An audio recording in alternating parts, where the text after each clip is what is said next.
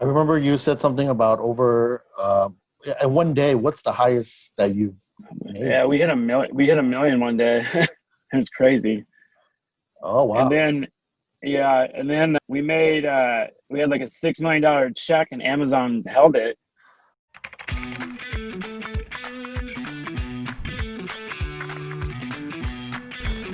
Hey everyone, welcome to the Professor's Podcast. As usual, I'm your host, Hurricane Liz, and I'm really fired up about today. And I've got Howie with me, who's the man, the myth, the legend. He really did his very best to get these two underground guys on this actual podcast, so you do not want to miss it. At the end of this, we will be talking about Howie's second ever annual PPE Professors Pandemic event, where we cover all the top strategies, tactics, and things that the underground sellers are doing to succeed in Amazon in 2020 and beyond. But Howie, let's first talk about how did you manage to wrangle up this? Right now it's the dynamic duo, but there is a team of three that we actually have. You want to tell the audience a little bit more about who these guys are and what you had to do to actually get them to come on this, because like I said, they are truly underground. One of them actually won our very first ever Smartest Marketer contest. He absolutely crushed the competition. He dominated on the voting, and you were skillful enough to get him wrangled up, get him up at 8 a.m. where he's at, and to be on this actual podcast. So you want to tell everybody how you managed to do that? What did you actually bribe these guys to get on here? Actually, it wasn't that easy to get them on. I've been asking them to get on for a while now, but they've been very busy doing their, not side, but the main thing is Amazon selling, right? So they're very busy, and a lot of people like them, when they're so busy, they don't really have time for sharing their secrets out to the public or to our members of the mastermind. So it was hard, and right now it's like at 8 o'clock in the morning for them, I believe, right, Jeremy? Yeah, 8 a.m. I think your bandwidth is low or something. I can't really see your face anymore. Yeah, we can't see I go out? Faces. Yeah. All right, I'm back. Yeah. Jeremy, we absolutely have to get Patrick's hair on this, because for the audience out there, if you guys don't know, Howie has an absolute man crush on Patrick's hair. He cannot stop talking about his hair, and it is very majestic. You guys got to see this, so hopefully we can get a view. We'll see this much. This podcast is going to be a little bit more unconventional than the usual ones that we have, because as I said, this is I can't even believe myself that Howie got these two guys on here. So I'm pretty excited about it. Howie, you ready to get this started? That way we can let these guys get back to running their extremely successful Amazon businesses? Sure. Let's do it. Awesome. All right. So I guess we can just tag team this. And I know there's a lot of dirty bastards out there that are going to be saying Liz, what are you talking about? Tag team. This is a family show, so it's not that kind of tag team. But Jeremy or Patrick, whichever one of you wants to answer whichever question, just take the question and roll with it. Obviously, this is the usual question that I ask most people. I feel like almost I don't need to ask it for you. I should ask you a little bit more what exactly did Howie promise you to get you on this actual podcast? But instead of that, let's just ask you the usual question. Pretend that you guys, for the very first time, have met Howie. You're on an elevator with him, and you have 2 minutes to pitch him why you guys are pretty spectacular, which, as I said already, you don't really need to explain that. But tell us a little bit more about who you guys are and what you've done that got you to this level where Howie literally has to bribe you to get on his podcast. I think it's just. I think he wants all of our tricks, but there's no tricks. Yeah. Well, to be honest, it's like the work ethic. We grew up in the Midwest. I grew up on a farm, so I had to get up at 6 a.m., milk cows, and I do it twice a day. And we're just kind of grinders. And we just kind of figure it out, and we don't really stop until we do figure it out, or until we're the best. So we're both really competitive. We work our asses off, and we just don't deal with. We just kind of just get down to it and overcome hurdles, and that's all we've been doing since we started 8 years ago. It's pretty much just overcoming hurdles and figuring out, how to fix this or how to solve that problem or how to outsell, the top people. And we just we still don't know. We still don't know what we're doing every day, but we just kind of wake up and just work, And it's kind of opposite, and it's not right or wrong, but we, like everyone else, is out there trying to make their lives easier and automate everything. And we're just like, we just get down there and grind. And I think that's what kind of separates us, which it kind of wears on us too, which is why we kind of end up getting at each other's throat a lot. But we're not looking to make our lives that easier. We kind of want to just, like I said, get to the bottom of everything, figure it out ourselves. I mean, and eventually sell this puppy and ride off into the sunset. But that's kind of our goal. Yeah, and I think the main thing is, like, we're not even computer guys. I mean, I got a computer degree, but I didn't start using computer until I was like 20 years old. So we just, like, we don't really know that much, about coding or like doing PPC. I mean, I'm really good at PPC now, but like it was all self-taught. So I think a lot of people just like to talk about what they're going to do and talk about what they're doing, but they just don't do it. And we're just kind of doers. I think that's what separates us. So, I mean, the reason why I feel like they're very different than other people out there, because there are only 3 people that are in the company, and they're actually doing all the crazy marketing and all the logistics and all the accounting, just those 3. And they're going towards their $35 million mark. So it's kind of like a sense, and if you divide by 35 million divided by 3, that's like almost 12 million each. We're gonna hit 50 million. Like, I mean, we better hit 100 million next year. I mean, we had a lot of, so that's a low number. So maybe 50 million this year then. But I really think that they're one of those few people that would grind, even though it's like day and night. What we're there at a certain category where it's kind of like you have to grind through it because it's very competitive. There's a lot of people that taking people down, or like just really ruthless in that category. So it's really impressive to me that they can still be grinding and still lasting and still increasing in sales with all that side noise that's coming at them. And I'm sure it takes a toll on you guys too, right? Oh yeah. Well, you remember, definitely. What was it, like a year and a half ago, Howie, when they had the hemp wars or whatever? Yeah. Like how many times like we went down, and like we still haven't recovered from that. But yeah, I think most people would have packed it in. I mean, we thought about it a lot of times, but I still don't know how. About every other month we still think about it. Yeah, I don't know how we made it through that, to be honest. I mean, they're probably one of the top sellers in a lot of the niche stuff out there for supplements. So I also want to ask, in Amazon, okay, there's anything for both of you guys. So on Amazon, what do you feel like you're an expert in regarding Amazon? PPC. Jeremy's probably the best in the world at getting seller support to actually like do stuff for you and like fix stuff. So, I mean, because it doesn't matter how much PPC or like how to optimize listings, rank, whatever. If it goes down, you can't sell. So it's like, it's basically dealing with seller support 24/7 at sometimes, like during a launch or, late at night. He's on the phone quite a bit, but like he's figured out how to like basically train those robots to do certain things. And I still don't know how he does it, but yeah, I mean, that's like a huge asset. And him doing that and me doing like PPC, I think that's pretty much what makes it tick, like this whole business. And then we have Lindsay in there making sure we're profitable and basically side checking what Patrick does, getting down his ass, and then those two get into fights, and that's kind of our daily routine. Yeah. How do you guys like manage to still maintain that friendship? Because I know I was talking to you, Jeremy, earlier, and you said you've been friends. We're not friends. We're not friends anymore. First time I talked to him in a month. No, it's actually kind of difficult. I can let you finish the question, but I think I know where you were going with it.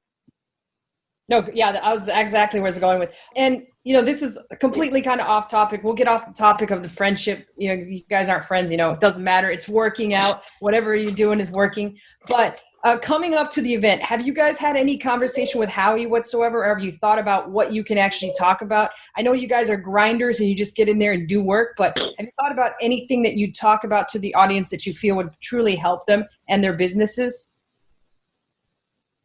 Not really, no. I don't really have anything to tell anyone anymore. I mean, I can probably tell people I don't know how to do pretty much everything on Amazon, but it's just being organized and like having your own system, But I guess with the ads, like PPC, mainly I could talk about that all day long and how I, set up different groups, target certain words based off frequently bought together, just like random like that. And how I manage it, I think, is probably way different than other people, like the day to day. And then I don't really give a shit about how much we spend. So, I'll spend $100,000 a day just to test stuff or figure something out. So I think that's pretty much what separates us.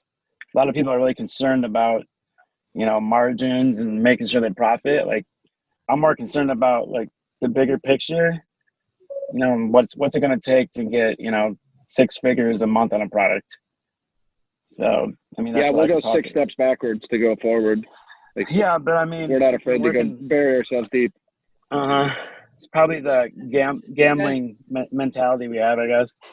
Yeah, that's definitely different than what most sellers do have. Let me ask you guys this question. I know, like Patrick, you said you could do pretty much anything on Amazon. You're that good. And Jeremy obviously has an incredible skill set. And then plus Lindsay, she kind of like handles you guys. She's like your handler. But what other platforms other than Amazon have you focused on, or have you just ignored that altogether? We actually just started going other avenues, which is crazy. Well, we did Walmart a couple years back. We did a website. And it just flopped.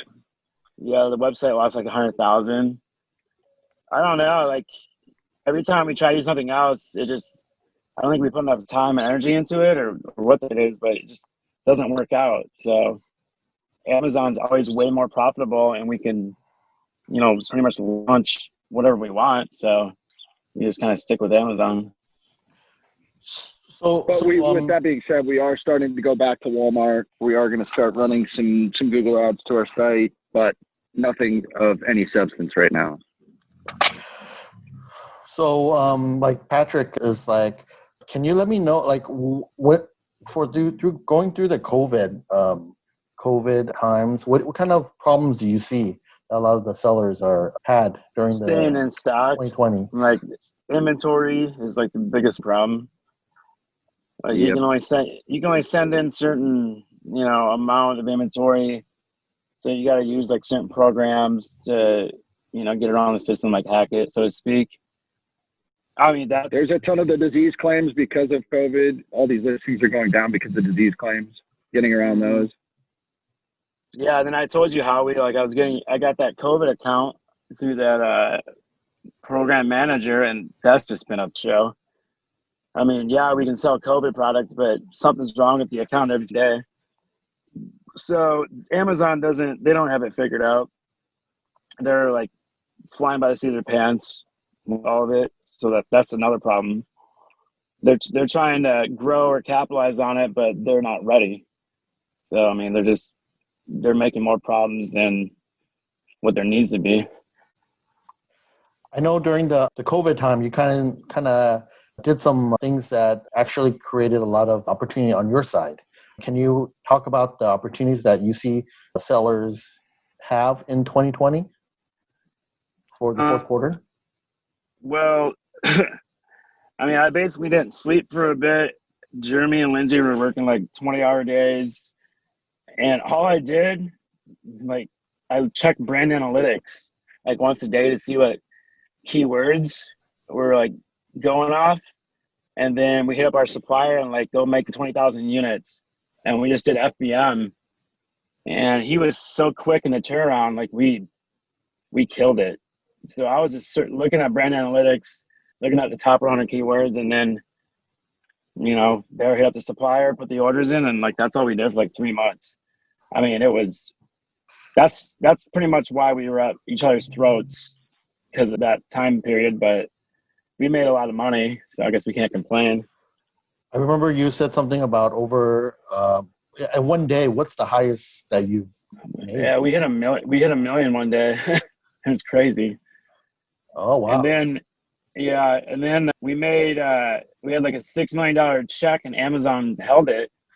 So we had to start a blog on their forum and like get it ranked to the top.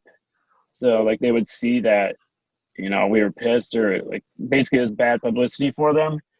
So then they finally released our funds, but that almost shut us down because like we couldn't afford anything. I remember that. I was like all of a sudden going into the forum, and I saw your name, your company name. Yeah. Hey guys, I saw this. Yeah, I mean, so that's a tip. If you ever want Amazon to do something, get your posts on the forum ranked to the top. That gets their attention.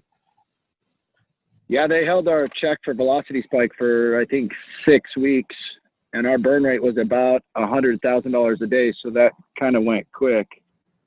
And finally within 2 hours of me posting and everyone chiming in, a moderator reaches out and is like, oh, we're going to go ahead and get this taken care of right away. And within 5 hours, our check was released to us. Yeah, I remember. It's crazy that I remember. I was thinking that day I was like talking to you, like I said, tomorrow you'll get your account back and all that. Yeah, I mean, that's what it took. Barry had to sit on the computer for like 5 hours and respond to everyone posting. Because like I guess that's like the trick. If you keep like commenting on everyone's posts or comments, that keeps the popularity of it going, and that's what builds the momentum. Yeah, that's pretty crazy. I wasn't even aware that if you did that would work out. But I mean, I think you guys covered quite a bit. I know that your time is extremely valuable. Before we get going, is there anything that you're looking forward to that's coming out within Amazon? Anything that you're looking forward to in terms of things that they're rolling out for sellers or anything of that nature before we say goodbye? They're rolling stuff out for sellers? Since when? The DSP. They hate us. I'm talking about like the DSP thing and things like that. Anything that you're looking forward to in the future, like in 2021? Maybe it's launching more products. I don't know. Maybe it's you said you were talking about merchant fulfilling before, but anything selling. To? Yeah, we're selling 2 of our accounts. We're pretty much getting out of the game. Are you guys getting out of Amazon altogether, or just some of your accounts? We're not. We'll have to see how it goes. Yeah, I mean, just depends on how it goes when we try to sell and kind of play it by ear. Yeah, that's amazing. Well, hopefully all your hard work pays off. I'm pretty sure it will very near in the future. Howie, any last words from you before we say goodbye to these guys? Not really, but I'm just very excited for them to come on and be able to speak at our event. I'm sure they're gonna come up with some really good topics because that's what they always do, especially Patrick. From like last time, it was pretty mind-blowing on some of the stuff that we had for the smartest marketer I believe in Las Vegas that one time. I got another ads trick for you, buddy. Thanks so much, Patrick and Jeremy. Really appreciate you guys coming on here. Already, I'm looking forward to your ads trick, Patrick. Like I told people, you blew them away with winning the smartest marketer ever the first time. So that was a pretty amazing trick. I don't even know how you came up with that. That goes to show just how many hours you actually are putting into Amazon. But guys, if you want to hear Patrick's awesome tricks and what Jeremy does, then you definitely want to learn more about the Professor's Pandemic event. It's the second ever one, and it might be the last one. As Patrick and Jeremy mentioned, they both want to go to a live event. But to find out more about the Professor's Pandemic event, go to howardtai.com/PPE, the number 2. Other than that, Howie, any last words from you before we say goodbye here? Just wanted to say that if you guys want to really learn a lot more about the inner struggles with Amazon, where people are like attacking you, or if people are, and how to talk to Amazon to get them to help you. These are the guys that would be able to help with your questions, because they go through a lot because of how Amazon treats them, as well as the people that are competing with them that treats them. So I really feel for them, because that's something that I really deep inside think that they can actually benefit a lot of you guys out there that if you guys are in a competitive category and that you don't know what to do with Amazon, these are the guys that would be able to help you overcome any problems. Yeah, absolutely. Yeah. I think they unveiled the biggest problem that they sometimes have in this situation, which is Amazon themselves. Like sometimes a lot of us complain about our competitors doing bad stuff to our actual products, but the reality is Amazon is ultimately one of the biggest evils that there is when you're doing Amazon. So it's kind of an interesting thing. As you saw, they've had their money held by Amazon, but they just released a tactic that they used in order to get that money back, which I think is extremely beneficial. And this is just the free stuff, guys and girls. So I, for one, am looking very forward to their chat. Again, if you want to find out more about that actual event, it's howardtie.com/PPE, the number 2. Other than that, thanks so much, Jeremy and Patrick. I know this was super early for you. Thank you for doing your hair, Patrick. Howard says even before the event. And I can see why. It's very impressive. I actually like your hair a lot too. Very sexy hair. Thank you.